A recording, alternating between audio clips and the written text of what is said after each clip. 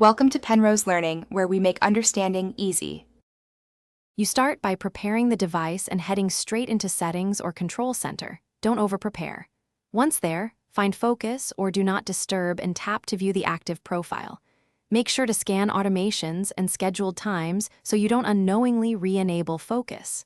If profiles are linked across devices, disable that link now. This quick check prevents accidental reactivation. When done, you're ready to perform the actual switch-off, with no surprises or background rules fighting you. Now you disable the profile itself. Select the active focus and toggle it off. This is the core action that stops interruptions. Once off, inspect and deactivate any scheduled rules or automation triggers so the profile doesn't restart later.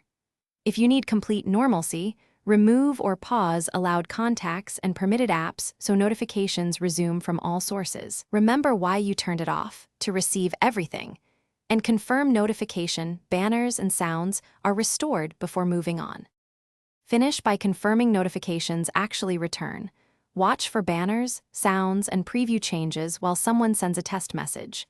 If focus stubbornly remains active, restart the device to clear transient state.